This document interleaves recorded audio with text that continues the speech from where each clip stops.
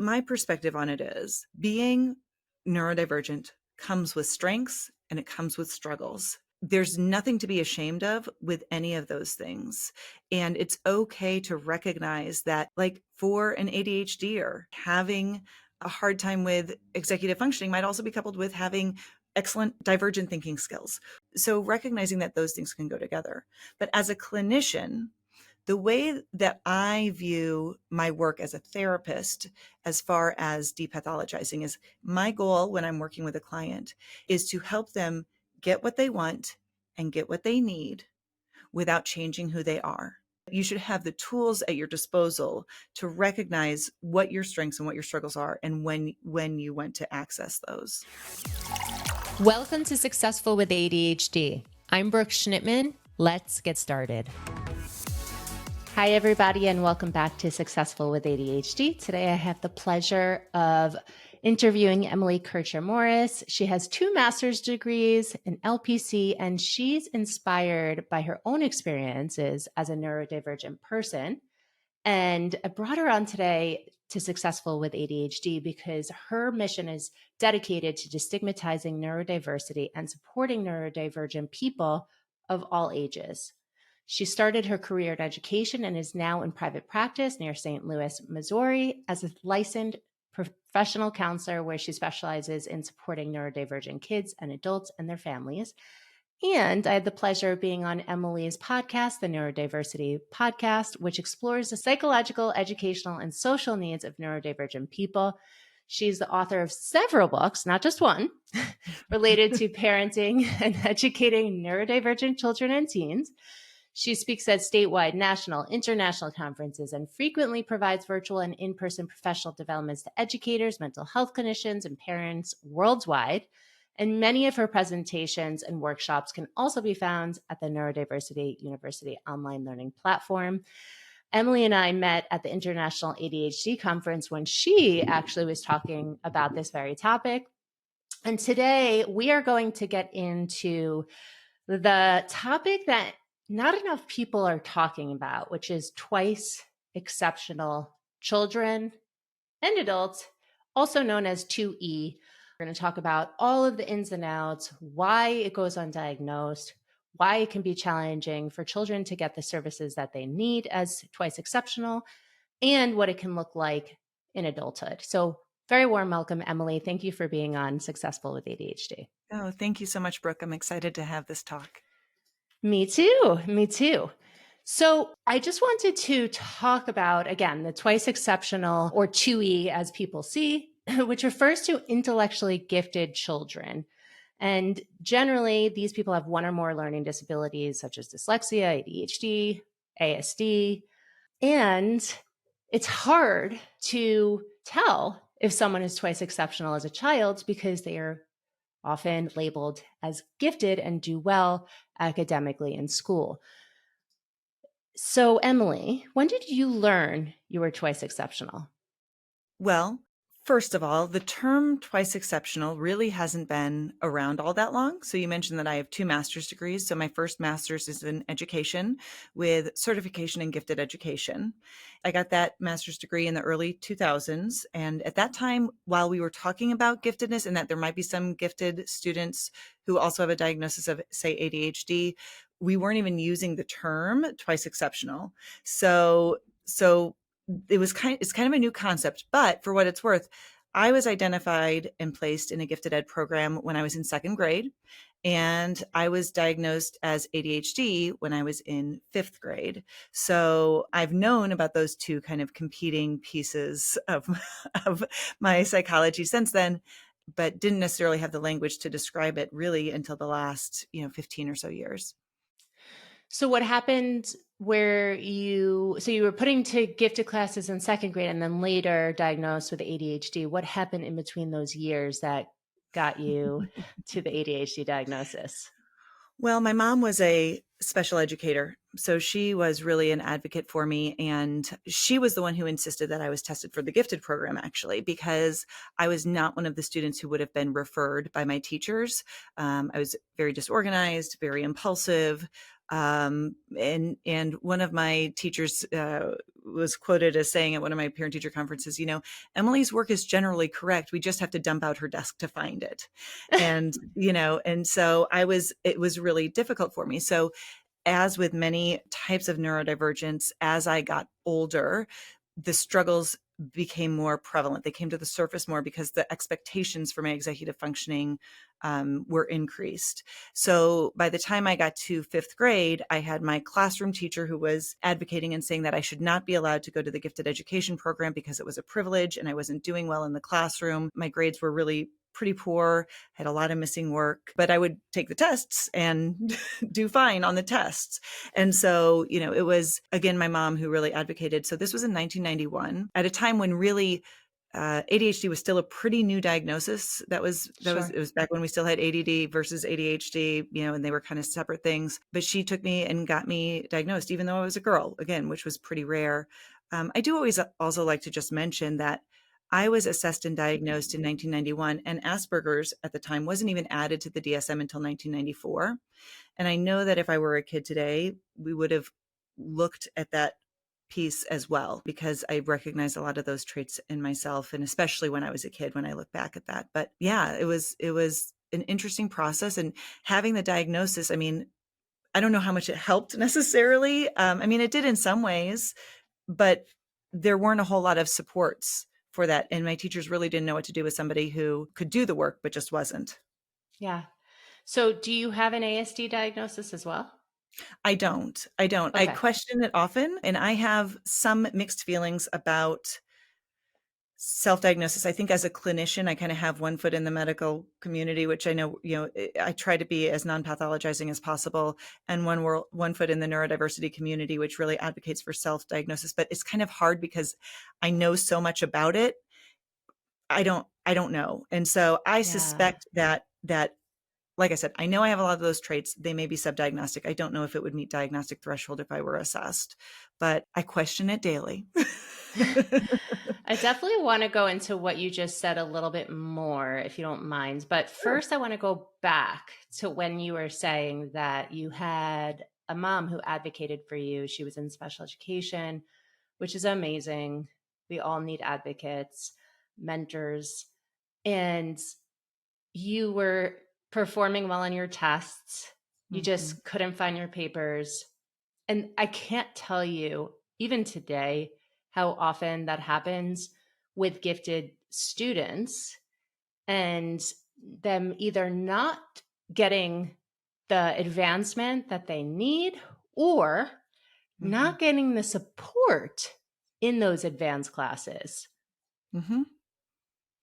Yeah. So, what have you noticed in your work since you are working as a clinician and you're part of the neurodivergent community yourself with students in the classroom today who are labeled as twice exceptional? So here's a shift that happened in gifted education programs.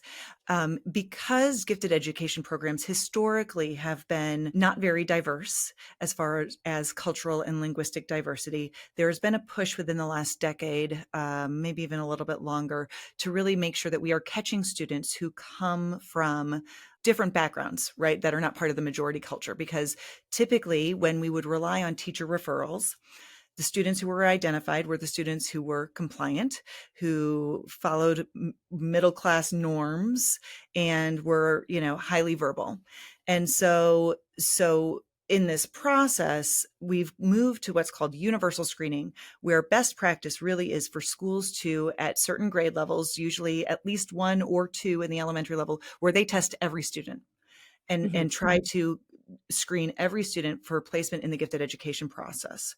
So with that happening, what also ended up happening is we ended up finding a lot of these twice exceptional kids who weren't previously being diagnosed.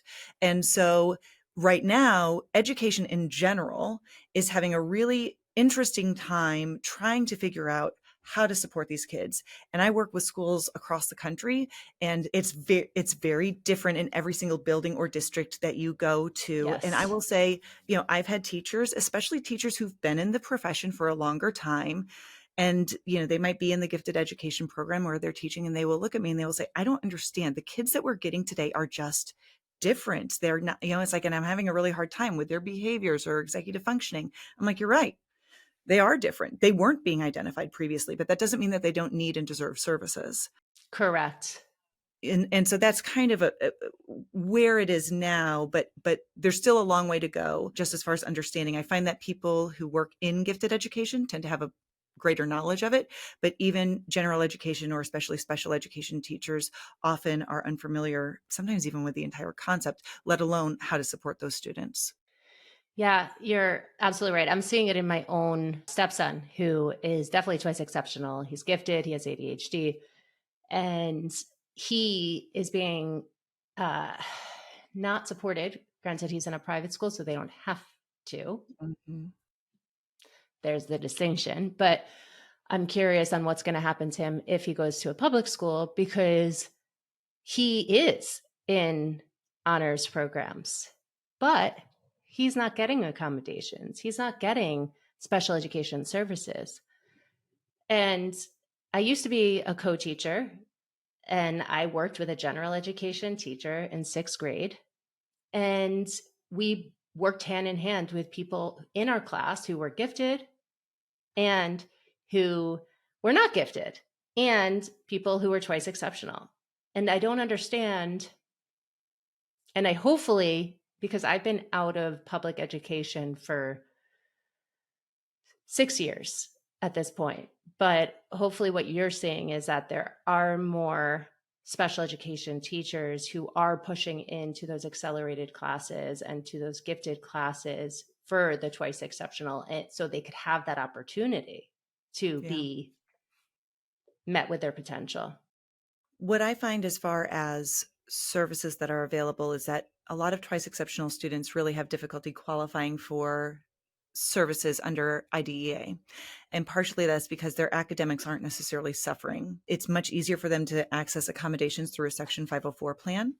But Mm-hmm. I have yet to find a school that has a special education teacher who pushes into the advanced level courses. The student might have like resources, like they might, like even if they do have an IEP, they might be able to access special education, like a resource teacher or something like that. And I understand from a logistical standpoint, when you're doing a co-taught class, you typically have a small cluster or group of students who have similar needs. Mm-hmm. And I can understand that a lot of schools probably have a hard time justifying Mm-hmm. putting a co-taught teacher in a class for a single student, because you're not probably going to have a whole lot of students who have IEPs in those co-taught classes. Nonetheless, what I find is a bigger barrier more than anything is that usually what those kids need are accommodations, extended time, audiobooks, those types of things. And teachers in those honors and advanced placement courses, frequently their suggestion to those students is to take a lower level class. Yep. It's so But that's sad. not an accommodation. That's a denial of Correct. access. And Correct. And that's putting them down in the more restrictive environment, which right. makes no sense because they're not given the opportunity that Mm-hmm. other children without services are given. Like you Right. said, the denial of access. Well, and I think also it's important to realize with 2E kids that just because a student can take an honors or an AP course doesn't mean that they have to or that they should. I think it really, but for example, though, like I know a lot of twice exceptional kids who are gifted autistic, and a couple of them have this passion for history, right? But they also Mm-hmm. have pretty Mm-hmm. slow processing speed. And Sure. so they want to take those advanced placement classes, but they do need some accommodations. But cognitively, they know that material. They're passionate about that material. They should absolutely be given the opportunity to take those courses. But it really is a shift in mindset that is required for the educators to kind of wrap their heads around, like, how is this course that's supposed to be very rigorous? How do I accommodate without making it less rigorous? Because I think there's value to that. And I think that that's just a situation that they haven't been faced with as much to really develop those skills. Yeah. And what I've noticed too is the longer you wait as someone going into an accelerated or honors class, the harder it is to bridge the gap. So Mm. if you have that ability to go in, right, like start when you can. And if it's too rigorous, even with the accommodations, or like sensory overload or behaviorally, you just are breaking down, even with every accommodation that you're receiving, then you could always go back. It's a lot easier to go back than move forward. Absolutely. Absolutely. Yeah, I had a client one time who she was in a co-taught math class, and the reason they did that more than anything was so she could get her IEP minutes in, and so they put her in that co-taught class because she didn't want to give up any electives. And that was during middle school. But then when she got to high school, she wanted to take an advanced level science course, but she had it because she had been in that co-taught class, she hadn't had the higher level math. And so then even though they allowed her to take that science class, it was very difficult for her because her math was a year behind those other students in that class. But they, Wow. they weren't forward thinking when they put her in that class. They were just, yeah. And I mean, the parents were a part of that too. I mean, I think they just didn't really consider what that full impact would have been for her, as she got Yeah, but older. a co-taught class is supposed to be at the same level It as a was, general well, let me education let me class. rephrase. The advanced math, though, would have been a grade above, right? So like in Ah, middle school level, like you can take algebra as an eighth grader or whatever, whereas most students, so she was in what would have been appropriate for her grade level, but she wasn't in the advanced level course, and then she wanted to take the advanced level science. I see. I see. So besides the academic piece of either not being given access, not receiving appropriate accommodations because technically they're not seeing an impact in education, even though if you look a little bit deeper, there probably is an impact in education because they aren't performing to their potential, right? What else do you notice about twice exceptional students in schools? Yeah. One of the big pieces is that it's very frustrating for those students to have this discrepancy between their ability and what their performance is. So, whatever setting they're in, they know that they get the content, but then when their work doesn't measure up, it kind of can definitely lead to this imposter syndrome, right? Where I know I can do this stuff sometimes. Why can't I do it all the time? Why is it so inconsistent? It also frequently gets explained away. So, there is a lot of stigma surrounding neurodivergent diagnoses like ADHD and autism. And giftedness is not so much. It's like, oh, no, they're gifted. That's, wonderful. Like society values that in a different way. And so frequently, because some of those signs can mimic each other for those twice exceptional kids, often one will get missed. So if they're identified as gifted, it's often much harder to get that diagnosis of that, second exceptionality. Or if they are identified with that diagnosis, again, it's then sometimes they don't get referred or placed in those other classes. For example, you can also have twice exceptional individuals who are bright and dyslexic. And that is Mm-hmm. really hard because what you'll find is that these kids have extensive vocabularies and lots of background knowledge. And when you speak to them, they have all of these words. And then when they go to read and write, it's it's much more basic because there are so many barriers to them being able to sound out the words or whatever might be happening there. And so it's just really hard for them to figure out always where they fit Sure. and who they are as a student.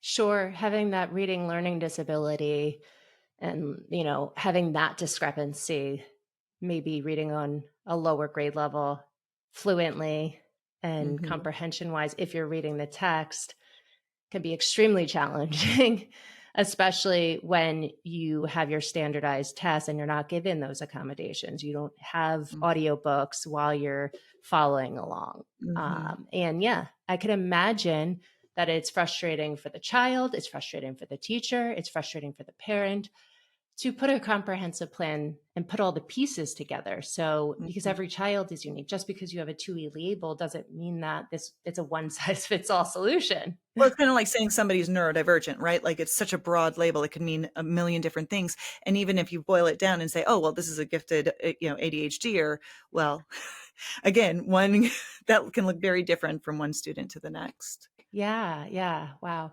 So tell me about what happens or what you've noticed in people who have not been identified as twice exceptional as an adult. But they are. I Mm. should add that piece.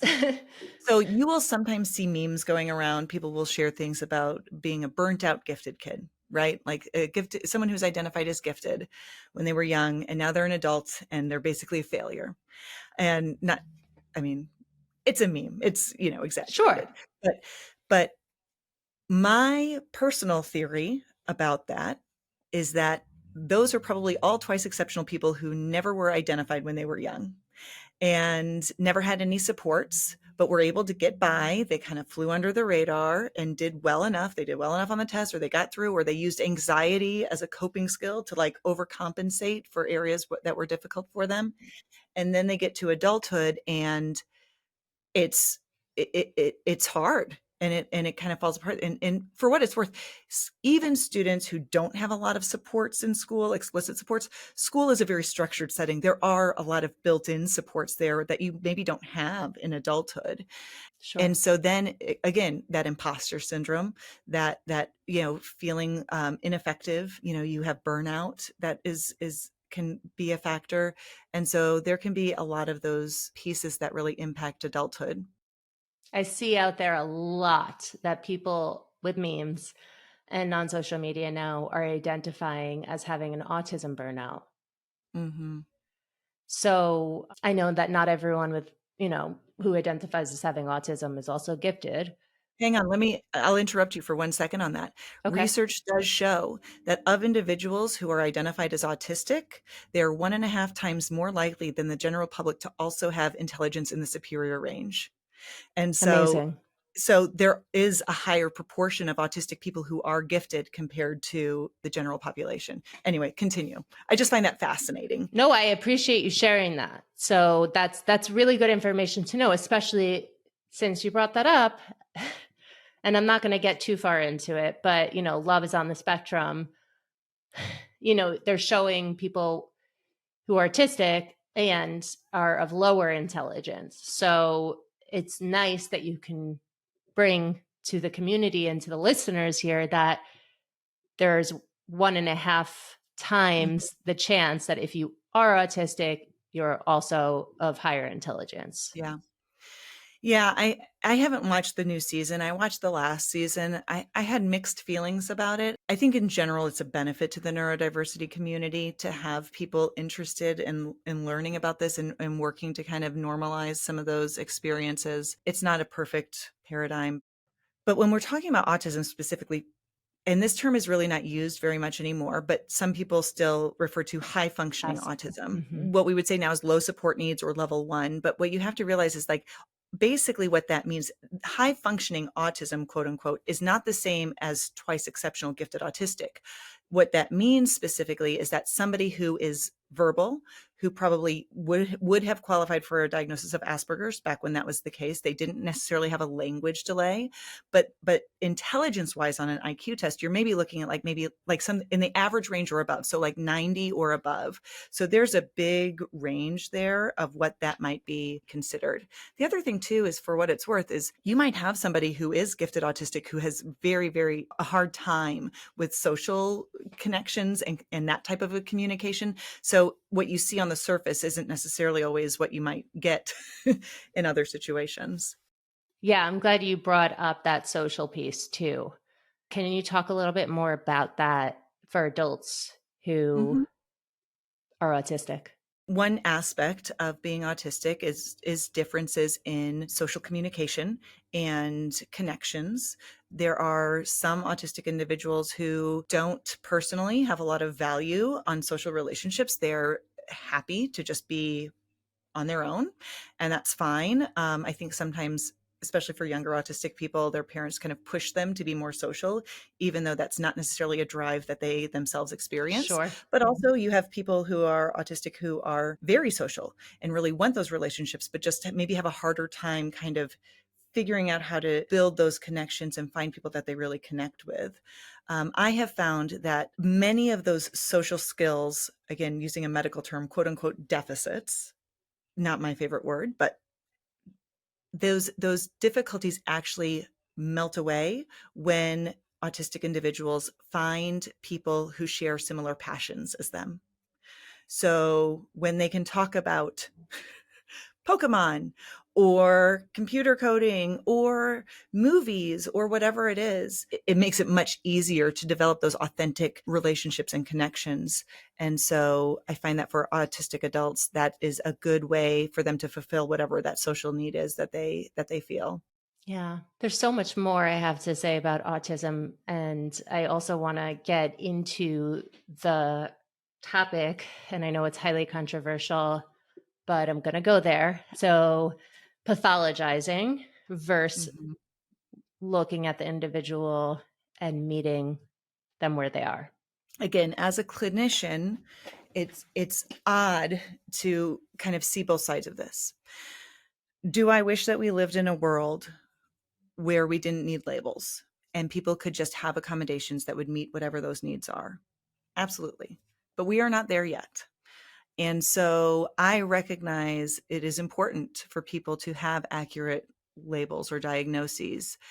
And I think sometimes we have to address the fact that you cannot completely depathologize something, but then also talk about it as a disability, which sometimes people in the neurodiversity community want to do.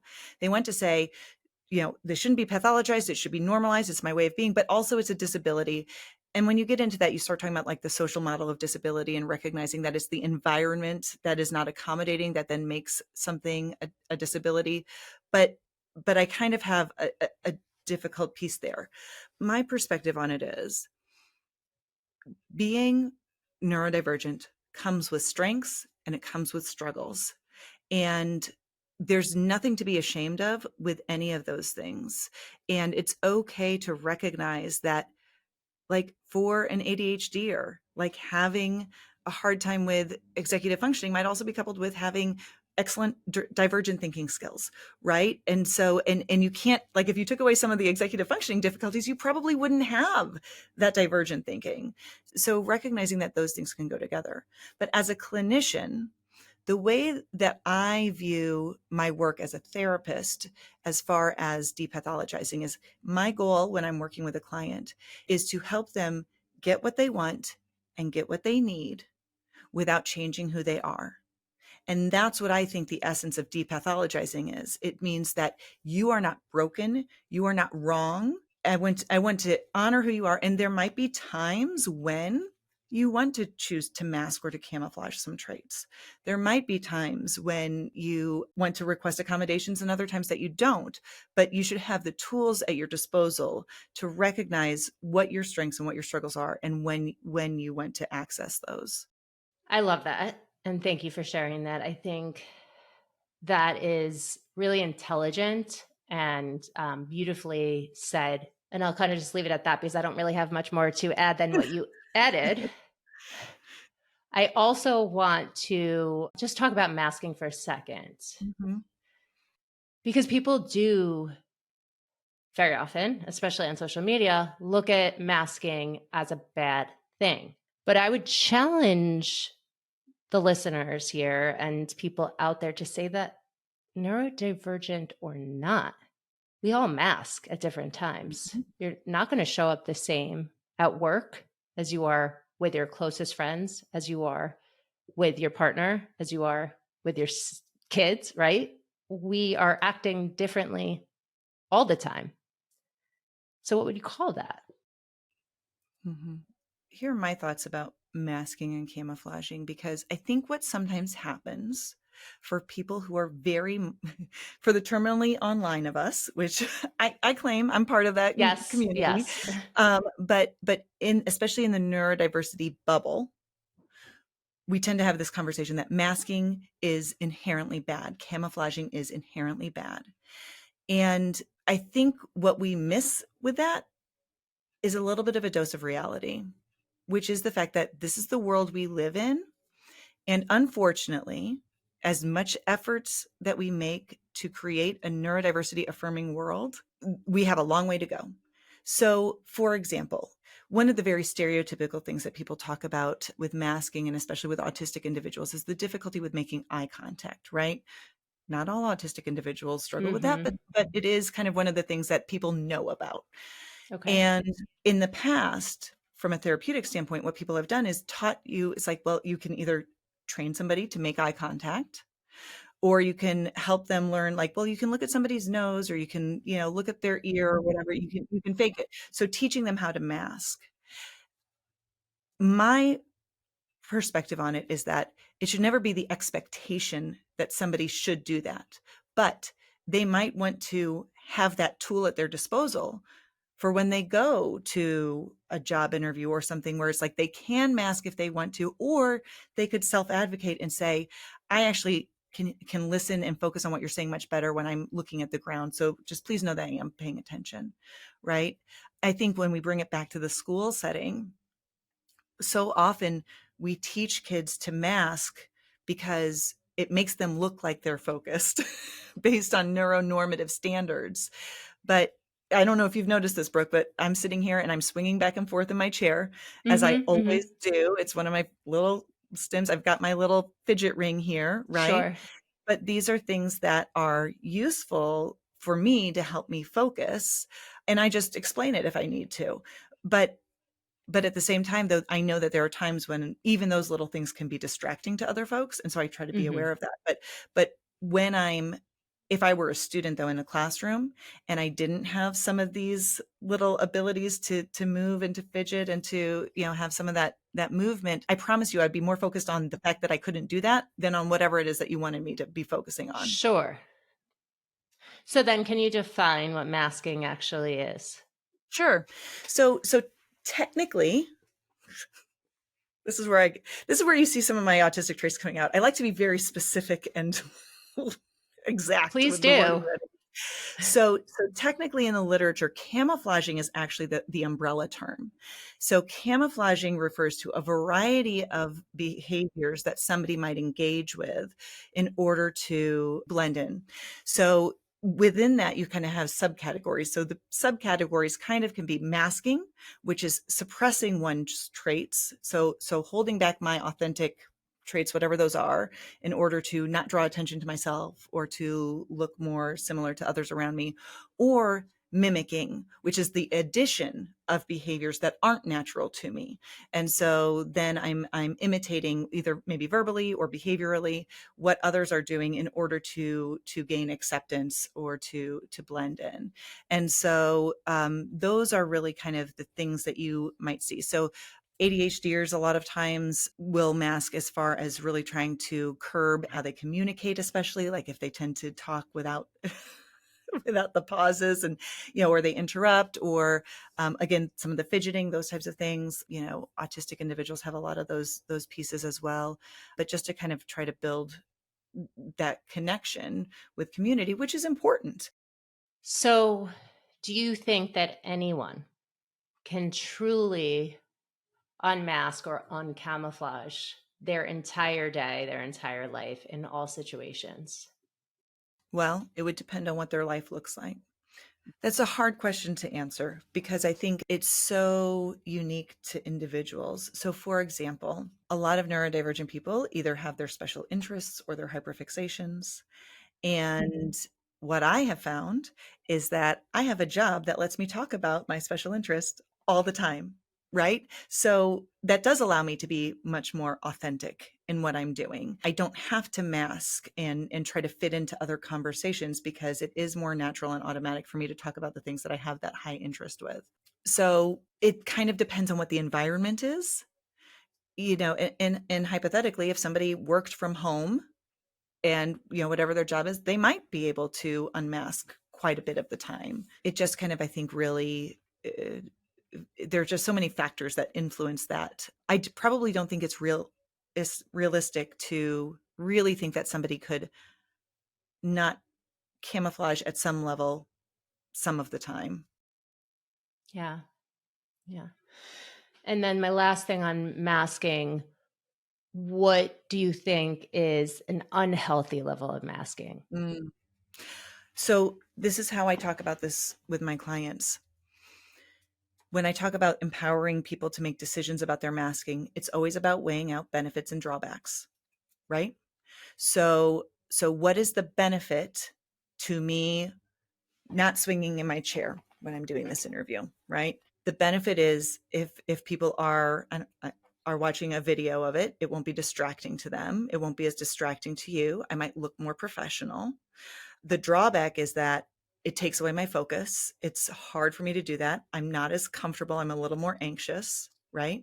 And so the benefit versus the drawback is it's much more beneficial for me to go ahead and not worry about that and not try to mask that, right? So if I'm going into a situation where I'm with my peers and I am wanting to develop some friendships, but they're people who maybe I don't know as well, when I do that weighing something out, what are the benefits of masking a particular characteristic versus the drawbacks? How much stress or how much anxiety is it going to cause me to do that? And then just making a decision about that. But you have to really be in tune with what works for yourself in order to really realize this, because I do believe that some neurodivergent people develop a real sense of learned helplessness as Mm. far as I always feel this uncomfortable. I always feel this anxious because I'm always trying to fit in different situations. And they've never been empowered to make those decisions. And so if you don't have an awareness of like what your tolerance level is or what it feels like when you're not masking, it's hard to make that decision about whether or not to do something or not do something. Does that make sense? Yeah. And what would you say would be the first step of awareness of when to unmask for people Yeah. who don't know? Well, I guess my thought would be, trusting one's instincts. Like, what are your feelings? Right. And so if you're feeling really anxious or uncomfortable, that's a sign. Understanding your emotions about that, really kind of reflecting on what the impact is on yourself and what it is on somebody else. And then, trying and experimenting with different forms of that expression, different levels of unmasking to see what feels right. And you have to do it in safe environments. And hopefully maybe you have some trusted people that you can check in with about that to see how they reflect on it. I think more than anything, I guess the biggest negative outcome for excessive camouflaging and masking is stress, anxiety, and eventually burnout. And so when you are noticing those things in yourself, that's really is the cue to say, I need to kind of figure out what's going on here. And are there some things that I can like let down my guard, in those areas and be more authentic where I feel safe in order to reduce that constant pressure and stress. Yeah. Yeah. I love that. Going back to Twice Exceptional, Mm-hmm. I've interviewed a couple of people who are 2E. I also have had coaches who are 2E in coaching with Brooke. And not knowing the coping mechanisms as a child, they have dealt with burnout. They have dealt with drug use in the past because they just didn't know how to cope, Mm-hmm. right? Have you seen a lot of that in your practice? Mm-hmm. It's so interesting, the factors that influence our identity. And so much of that comes from the time that we are young. So if you are a student who is twice exceptional, who isn't provided any supports as you grow up, what are the messages that you're learning about yourself? What are the things that you're tying to your identity? Am I somebody who is a perfectionist and has to get all A's because I had some negative feedback, and now I like overcompensate again with that perfectionism? Am I somebody who just doesn't try things and I procrastinate because that's easier and I have a hard time motivating myself? And maybe I just attribute that, well, I'm lazy. That's that's part of my identity. That's how I see myself. And I think that undoing that, recognizing the prolonged exposure to stress, which ultimately can lead to trauma in an educational environment growing up, like it just is really difficult to unwind all of that and Mm-hmm. to put it all into perspective in order to then figure out like what are the actual healthy coping skills that I can use. Yeah. And it changes too over time because your situation changes. For Mm-hmm. instance, growing up, I had undiagnosed ADHD and I was bullied my entire life from fourth grade on till I realized I had ADHD and got coached. And once I started coaching, I was able to set boundaries, right? I was able to feel a lot more like I had this intrinsic self-esteem. Mhm. But as my life evolves, I'm a parent, I have two neurodivergent kids, I have a toddler. So everything changes, right? There's a lot more interactions and stress, good and bad stress, right? That Mhm. can bring you back. And Mhm. those negative memories get encoded. So just because you feel like you have worked through a lot of this, I guess what I'm trying to say is don't feel ashamed if you ever have to Right. go back Mhm. and do the hard work, because that those negative memories are so much stronger than the positive ones. Well, and I think also, especially as parents raising neurodivergent kids, first of all, there are so many parents who don't even realize that they're neurodivergent until their child gets diagnosed. Sure. But also, the counter transference that we experience with our kids as they go through school and having to try to advocate for them, but it brings up all of those feelings from our own past experiences in school as well. And we have to kind of really be aware of that, to recognize how our experiences are influencing our decisions about our kids today, because maybe not the best place to get information, based on our own past emotions. I mean, we just have to be observant Yeah. of where those things are coming from, which does require, some self-awareness, and therapy, coaching, all of those things. Those are helpful Those in are doing very that. helpful. Yeah, because it's hard to Yes. do that on your own. Absolutely. Absolutely. I see that so much. And I'm going to stop talking about myself in just a second, but the boys have a mom, because I'm their stepmom, who has a very different past experience than I do.